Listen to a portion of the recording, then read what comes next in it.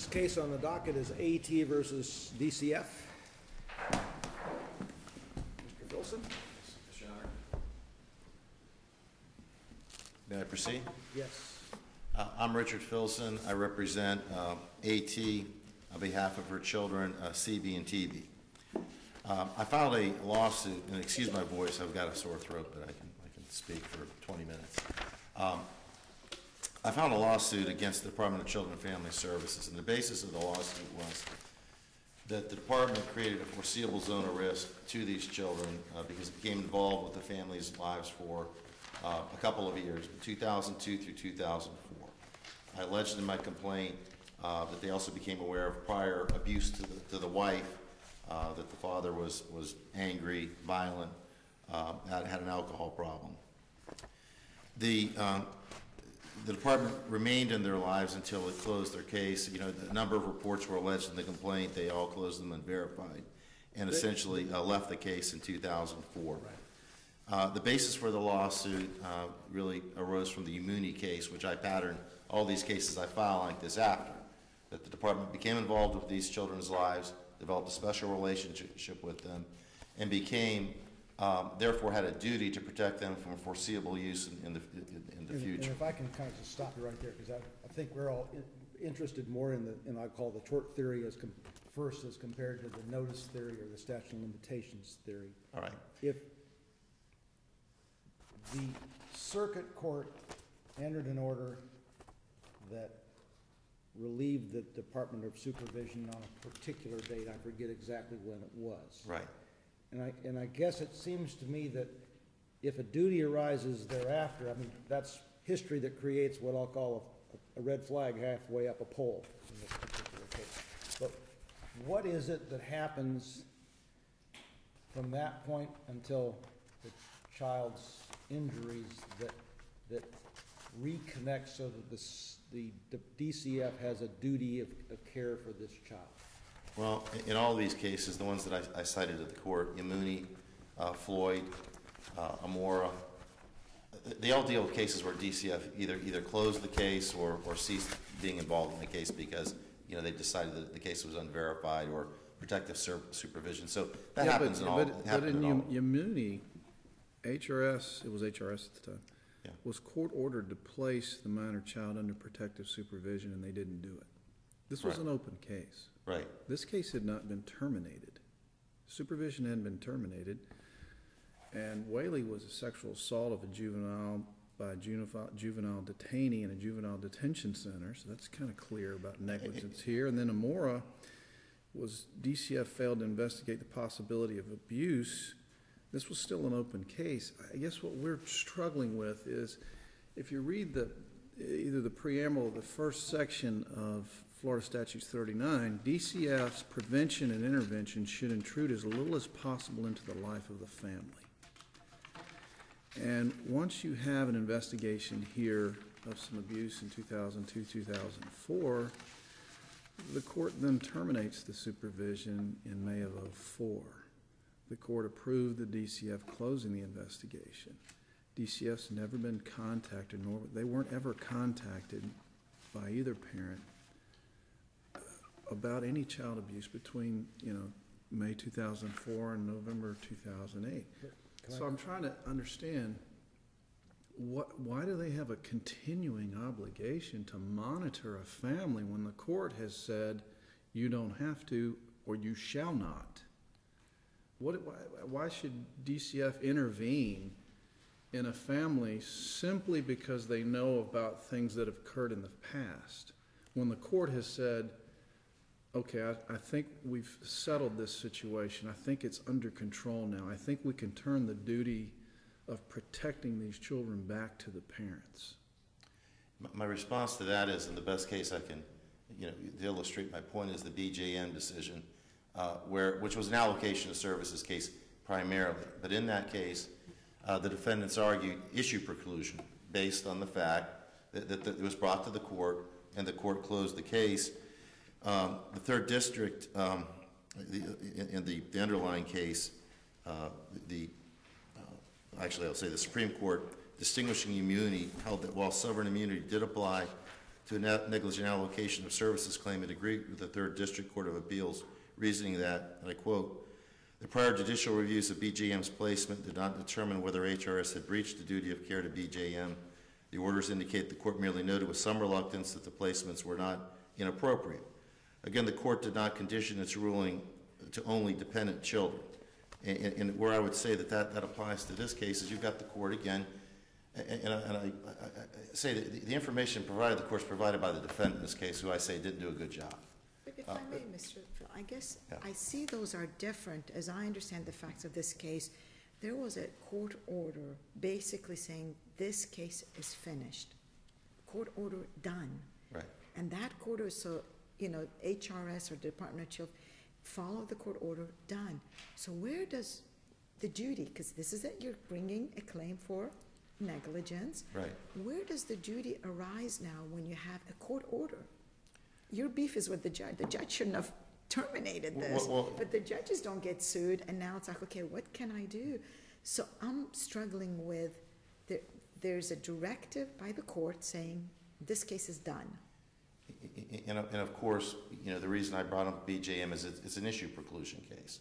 In other words, they're saying that, and it's different because I understand that it's that he's approving the placements versus. And if I can follow up on that then. Right. I think you're absolutely correct that issue preclusion is not what's going on here. And if I've got the dates right, because it's confusing in this record, the termination of supervision was in May of 2003, not 4. There was a typo someplace. Is that? Yeah, so actually the 2004 report actually came in later, so there was another report. So in my mind, any duty of care that the government had from incidents prior to May of 2003 was sort of ended at that point. And this child on May 8th of 2003 is just like the other 5 million children in Florida, albeit with a prior incident that would mean that the DCF ought to look at it more quickly. And so if I've got it right, then on September 24th of 2003 and February of 2004, there were 2 more reports that might conceivably kick this into where the department would have a duty. And so, Right. And I don't know whether that duty then carries all the way forward to 2007 and 8 when these things happen. So that's sort of what I'd like to see you focus. As an analogy, because this isn't a case law, but the best case I've ever had to illustrate this point is where the department placed a child with a registered sex offender relative, who they knew was a registered sex offender, but the argument was that he only perpetrated on, or he had perpetrated on a pre-teenager, and this was a 2-year-old. Well, my argument was, well, she got older. They knew she was going to get older, and she did, and he perpetrated on her. And there was, frankly, a longer period of time. But that was a proximate cause argument I had to deal with in that case because, well, this long stretch of time. And my argument was it was foreseeable. And when we talk about these, foreseeable zones of risk or proximate cause, it's a foreseeability standard. So you've got a case, and I alleged all these prior acts in this case. What we have here is that in September, they were exposed to hazardous conditions in the father's home after the parents were separated. And then in February, the father shot a large pellet gun into a wall inside the home, apparently with the children in the home at the time. Right. So let's say in February 2004, the department decides to do something. Right. Put them under protective supervision. Remove them, but more than likely it would have been protective supervision going into the future where they would have provided services, counseling, and they could evaluate. Is that an operational duty that the department had to your children, you think? Yes, they have a duty to do that when evidence is presented to them that a child is at risk. They have standards, risk assessments that they have to undertake to make sure the child can remain safely with either parent. But then when the father starts actually causing the physical injury that's the tort here in 2007 or so? No, well, actually, what I alleged in the complaint was that in December 2008, an abuse report was received alleging the father had been engaging in aggravated physical and mental abuse against the children during the prior year. So it was all of 2008 and maybe a month in 2007. So I guess I'm struggling, even if if a duty is created in early 2004, how we could connect that to stuff that happened in 2008? Well, Or was the department supposed to come in and terminate parental rights so that this child was in someone else's home by then? they would not have had to terminate parental rights. They could have provided supervision, and there are certainly cases that go far longer than that, when the children are under departmental supervision, whereas there's a legitimate concern that they may be at risk with parents, not just because of violence, but because of past drug issues, health issues, et cetera. So you've got this history that I've alleged that they're aware of, because they had in their petition for dependency, which they eventually dropped, of him beating the wife in 2000, 2001. Then they become involved in 2002. All these reports, the judge closes the case, which I say is not the end of it, but for the moment, then more reports come in, ending in 2000, sometime in 2004, and then you've got this couple-year gap until you get to late 2007, and he physically begins abusing. Now, again, shooting the gun in the house, in 2004, I think that's the pellet gun or real gun, notwithstanding. He's still evidencing dangerous propensities around the kids. But the mother didn't do anything. The mother didn't challenge DCF's investigation nor their conclusion. And then what concerns me is you have a dissolution of marriage in 2006, whereby the court is required to make some type of time-sharing arrangement in the best interest of the children. And it's obvious from the dissolution, it's obvious from the record that the conclusion of the court was shared parental responsibility, almost equal time-sharing. So there you also have another analysis by a neutral court as to what's in the best interest of the children in 2006. So there's nothing to trigger DCF to create some duty to intervene in this family. If the court's indicating there should be a comparative negligence argument, I hear that. The problem is the court's rulings are only as good as the information provided to them by parties. DCF, a court can rule in a very fundamentally unsound way if they're provided with bad, incomplete, or no information. All right. I think we've got a decent handle on this. You've got three issues. Why don't you Okay. pick either one? Statute of limitations, first of all. And it goes to the notice of claim as well. When did the cause of action accrue? The defense and the court agreed with the appellee that the cause of action should accrued when the mom first, or when reports were first received back in 2002. The cause of action could not have accrued until the damages occurred. We're alleging that the physical damage these children suffered was 2007 through 2008. I briefed that I think fairly thoroughly.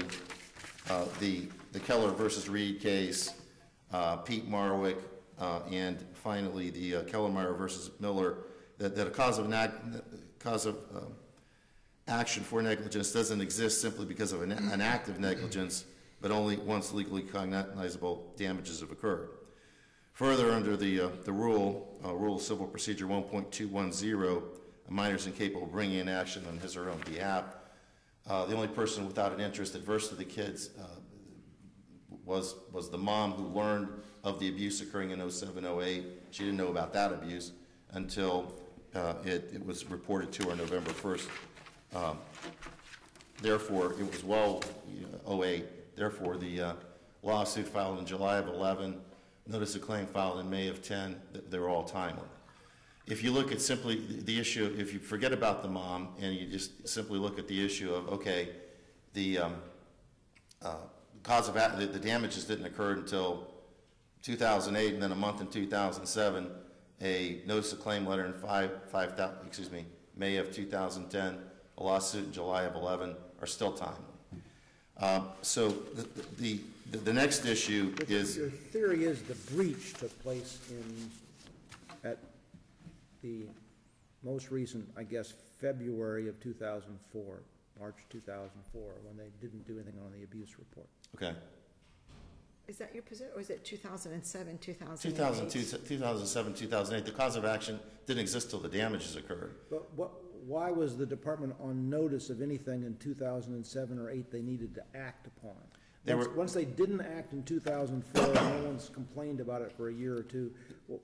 Well, it's like a products liability case where they create a defective product, 5 or 6 years ago, and somebody doesn't get hurt by it until today. The cause of action exists today. Okay. Not then. Okay. So the statute of repose is more of an issue where that goes.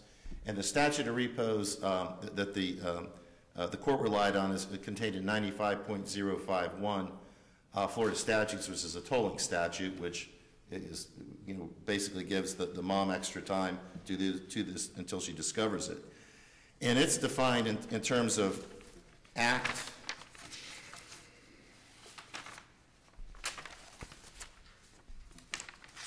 Excuse me. Act, event, or occurrence. And I would simply argue that the same applies to that. This isn't tied to any, like a medical incident where you're performing surgery, because you're actually causing damage then if you do some internal surgery, you're a doctor, and if it's not discovered for some period of time, then the Med-Mal statute of repose can foreclose you from filing suit. But the damage has occurred, you simply didn't discover the damage. In this particular case, the damages all occurred in 2007, 2008, so I think the act, event, occurrence language applies.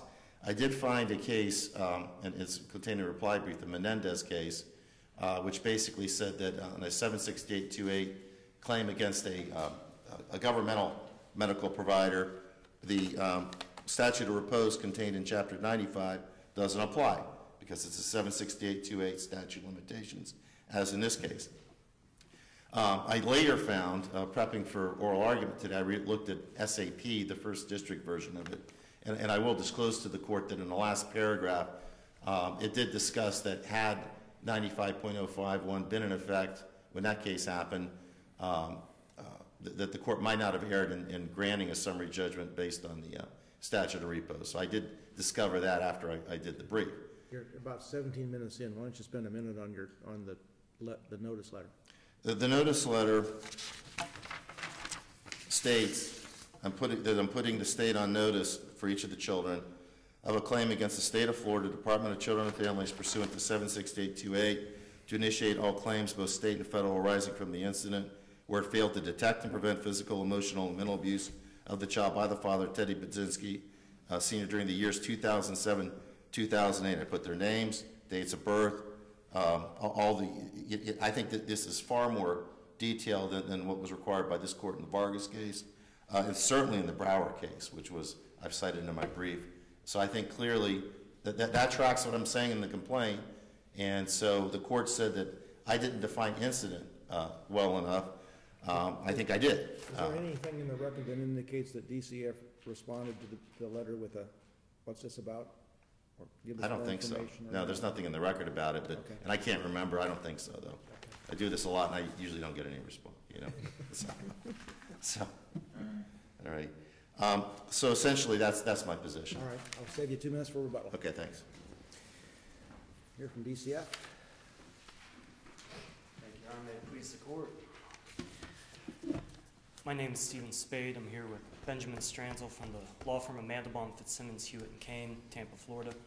We are here on behalf of the appellee, the State of Florida, the Department of Children and Families. And we are here today in response to the appellant's challenge to the trial court's granting of summary judgment in favor of the department and the 4 grounds which the trial court agreed that summary judgment was proper in this matter. The first being that the plaintiff's claims are barred by the 4-year statute of limitations. It is worth noting, and we cite throughout our brief, to both 768.28 and 95.11 for the 4-year statute of limitations, as they both provide a 4-year limitations period for negligence actions, with section 768.28 really focusing towards actions against the state agency. And so when did this tort accrue? What day? That's a good question, Your Honor. It is our position that while we may not be able to pinpoint the exact date that accrued prior to March 16th, 2004, that we know that it did When accrue was the during that injury? period. Physical abuse, psychological abuse, accepting the appellant's claims as being true, it would be physical abuse and psychological abuse suffered by the minor children during that period between January 2002 But they and didn't, March. did they allege that? I thought they alleged injury, that was a predicate for the injuries that were avoidable in 2007 or 8, right? Correct, Your Honor. They've Okay, so attempted the to tort- frame that. The negligence, the injury that completes this tort is 2007, isn't it? No, Your Honor. Respectfully, we disagree. What did they allege an earlier date? I believe through their complaint and the allegations pertaining to the January 2002 through February, March of 2004, that they're alleging at that time the department had a duty. What is your position on the effect of the May 7, 2003 order? At that point, we are not, as was touched on in the prior argument, we are not arguing that that order serves as an issue preclusion for the department's liability, but we do argue that that is a marking point where the duty of the department to be involved in this family's home ceased. Okay, and so let me agree with you on that. Okay. And then there are 2 more abuse reports, and the child sustains injury in 2007. That's a new tort. Or, I mean, the first part may not even be a tort, but if it is a tort, what we have after the court lets you out is the argument is that the stuff in September and then in February of 2004 was a recreation of a duty to this child, and that the injury occurs in 2007. And under that theory, the statute of limitations hadn't run, has it? With respect to the analysis as to the new duty and new torts, we would view the 2003 and 2004 abuse reports that came after the court's termination of supervision in May of 2003 as being new abuse allegations which were investigated. That does require the department to take certain steps, implement certain mechanisms, but they're investigatory only at first. And we do have a duty to conduct those investigations in a reasonably prudent manner. Both investigations, the first being September of 2003 regarding the exposure of the kids in the father's home to maybe improper substances, beer cans, things of that nature, were investigated. The findings were made known to the mother. She was active in the investigation. She was interviewed. Just as in the February 2004 investigation, which had to do with the father being... Is this the mother's lawsuit or the child's lawsuit? I'm sorry? Is this the mother's lawsuit or the child's lawsuit? It's based on the damages suffered by the children, but the date of accrual... Children didn't get to vote whether they were put into protective shelter or protective custody in 2004. Actually, based on their age, they may have had some input on what outcomes. They were also interviewed during that How time old were period. During the... I believe they were 4 years old in 2002, so 6 to 7. So children didn't get to vote is what your department did back then. This is their lawsuit. Correct, Your Honor. So what mom had thought or didn't do back then doesn't have anything to do with whether the state's a cause of action and when the statute of limitations begins or runs. As the parties have briefed in their respective briefs, the date of accrual is based off the mother's knowledge of the first, however slight, damage, which could be physical or psychological, that was suffered by her children. She's acting as their representative. And in this case, we view, based on the appellant's testimony, the mother's testimony, that she was aware of abuse, or at least the allegations which give her the good faith basis to investigate the allegations of abuse as of late 2002 into 2003 and also at the beginning of 2004. And in those times you took the children into shelter and dependency, and then they were let out of shelter and dependency in May of 2003. We have 2 more events where that didn't happen. Just so the record is clear, the children were actually never removed from the homes. They were never taken in. They were issued as being dependent There was a in dependency 2002. order. There was never even a shelter. They were never taken from the event, homes. But there was a dependency order. There was a dependency order in 2002, but the subsequent 2003 and 2004 investigations never resulted in a dependency order. And the argument is it should have, I gather. And if it didn't at that point and it resulted in the children being put back in the parents' home in that short period of time during the investigation, that's when you narrow the scope of, under Umuni and also under Amora, those are times where the investigation was open. The department had duties to do a better job maybe during their investigation to uncover such as in Amora, that the child's medical records would have demonstrated a clear indication of physical abuse. Once the investigation takes place, the decision not to place them in shelter or dependency is not an operational, but a policy-making decision, or are we going on Yes. sovereign immunity now rather than, because you haven't argued sovereign immunity here, you're only arguing statute of limitations and notice provisions. Correct, Your Honor. And the analysis that we're going into in this point is once the investigation is closed by statute, by Chapter 39 and also 409, which is in place at the time, that at the close of that investigation, the children are no longer deemed as being, the department no longer has a duty to provide protective services or to monitor So or to there's intervene. no cause of action for what I'll call negligent closure. They would argue that the department's negligence would have occurred back then, and that the harms, based on the testimony, such as the physical abuse and psychological abuse, again, however slight, would have been sufficient for the date of action to accrue under the statute of limitations. And that's going off of when the mother knew or should have known. Now, one thing I think we haven't touched on yet, and it is in. Can it be argued, because I'm pulled out the complaint, could be argued that perhaps a new cause of action accrued, because it's alleged in paragraph 19 that on December 2008, an abuse report was received alleging that the father had been engaging in aggravated physical and mental abuse. Why would that not trigger? As for the 2008 abuse report and subsequent investigation, it actually became clear for the first time to the department, and I think everyone involved, when the appellant filed their response to the motion for summary judgment and clarified that no allegations, which are at issue in this suit, are based on the 2008 report and subsequent investigations. In essence, the department did everything right, and that it should have at that time period, so it's not to be considered in this lawsuit. His theory of that whatever happened before, it's almost like a build up. So there's been, at least his theory, be an ongoing duty until it finally manifested itself in the incident of December 2008. I think you are capturing the appellant's position quite clearly, and as Judge Alterbrand indicated earlier, maybe it's a red flag theory. And that's why I wanted you to. The problem that we find, though, is the statutes do not create an obligation based on these set of facts for the department to stay involved. They do not have a red flag set of protocols in the statute. And even if we actually dissect the different allegations of abuse as we went along. And I guess, if I could stop you, I mean, that sort of the crux of this is there a duty in tort that's been waived by sovereign immunity for the government to re-engage in a family with new reports of abuse when the family's been through this process once before? I mean, is the concept that the DCF that any reasonable agency like this would re-engage on this particular date and DCF didn't re-engage on this date, is that an actionable tort? Not that I am aware of, Your Honor. I've not seen that set of facts. So your duties in tort only arise once you have made an affirmative decision to actually re-engage.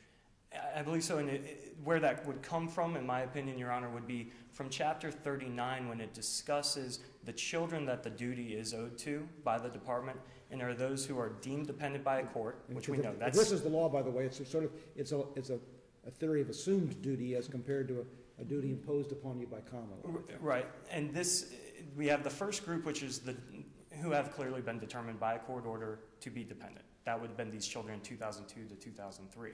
And then there's also those who are alleged to be dependent. That is the investigatory period. And when you look at the definitions provided for who are alleged to be dependent, there are those children who are determined by intake, which is part of the initial receipt of an allegation, and the children are determined to be at imminent risk of substantial harm. Once that determination or the declassification, where they are not determined to be at substantial risk of imminent harm during that investigative period, the duty goes away. We have no duty to re-engage with this family absent new allegations. And that's pretty well detailed in the statute of when an allegation is received, we have 24 hours to do certain things. We have 48 hours. So basically your position is that once the court, boom, there was a termination by the court, that's it. Everything was concluded at that point. As to the first section, yes, I do recognize with the new allegations being received, there is a limited scope or a limited time period where a new duty to investigate, and depending on the findings of that investigation, say they were verified, say it comes in late 2003, the father was beating on his child, the department has a duty to move for a dependency order and take the necessary steps.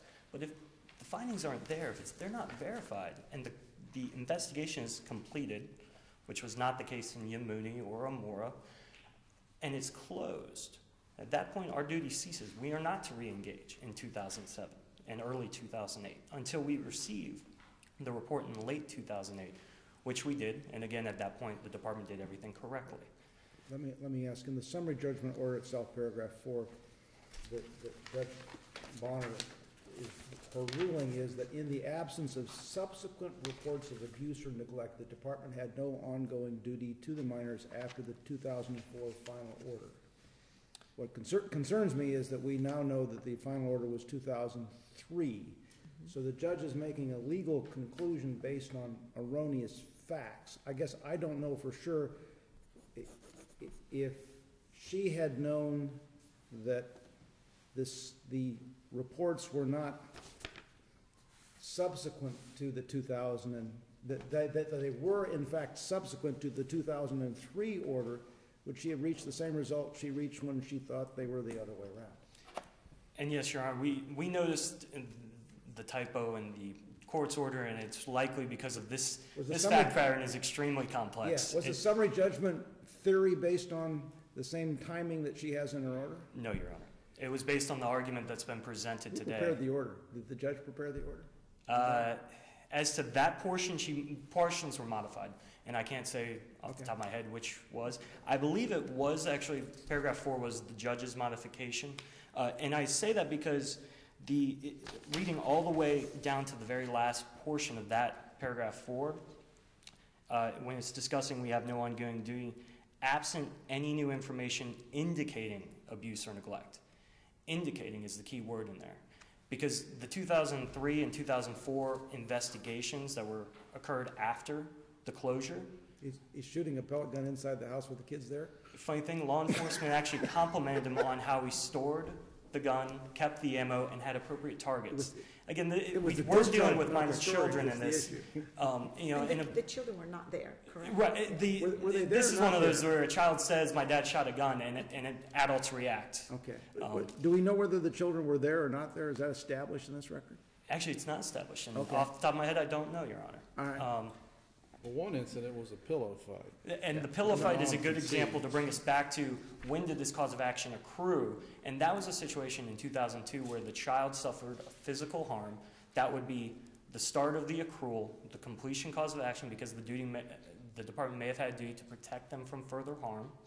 And that did happen during those previous years. We also have the September, I believe, 13th, 2003 filing of a petition for injunction against domestic violence.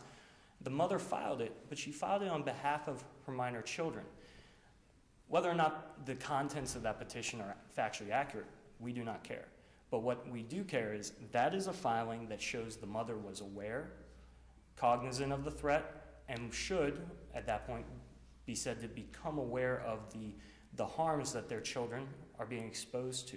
So for the statute of limitations point, that would be a finite point where we can point to September 13, 2003, this cause of action, if any, would have accrued for the statute of limitations purposes. She filed a stipulation to dismiss that particular petition in November of 2003. So really what we have in question is shooting or firing a pellet gun into the wall. Whether that created a duty. Even if it were to have created a duty, we can look at this and accepting that framework.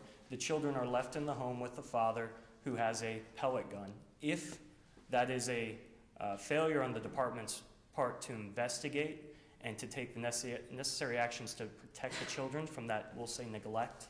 At that point, the mother was also aware of that breach of the department's duty, thus accruing the statute of limitations and putting us outside the period to which the appellate's claim can survive. I'll just spend a minute or two on the notice.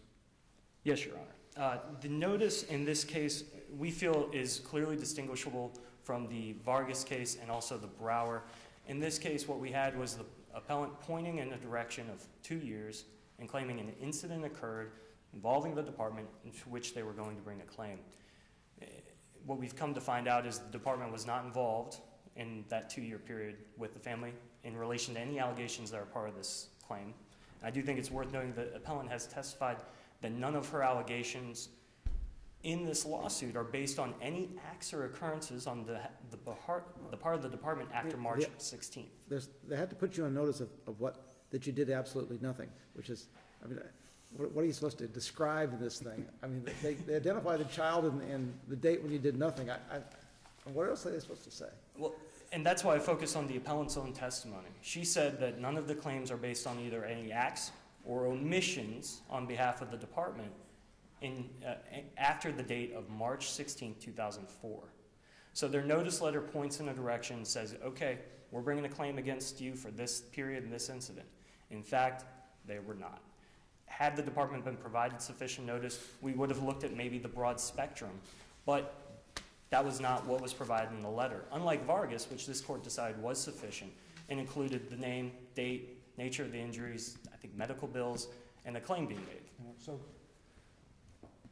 some government worker in a state park pounds a steel post into a spot that's hard to see in 2004, and nothing happens till 2008 when some child trips over it and breaks their leg, and you get a notice that the child was hurt in 2008. We had to go on and explain what happened 4 years earlier in the letter to make it sufficient. Under that analysis, and I don't mean to speak for the Department of Transportation, but I think they have an ongoing duty to maintain the roadways. But that would be our approach. And just very briefly, the statute of repose argument. Your Honor, when we look at the statute of repose contained in section 90.051, the key phrase there is it's based on the discrete act, occurrence, or event which eventually may lead to a cause of action. And in this case, there was no act, event, or occurrence on the behalf of the department after March 16th, 2004. Now, I can save everybody the time. The complaint was filed in July of 2011. If you go back 7 years from the date of that filing, it is July 2004. The last date, per the appellant's testimony, which of an act or occurrence which is the basis for this lawsuit, is approximately 7 years, 4 months. It's outside the statute of repose.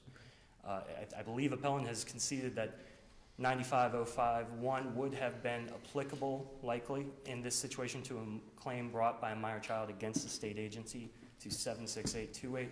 We believe it is based off the initial language of that statute, 95.051, which says it is applicable to all statute of limitations, not just Chapter 95, and also 95.031, which also addresses the accrual date, and it, in its opening paragraph, expressly says an accrual is defined as below, except as also discussed 95.051. So it is meant to be brought into this analysis.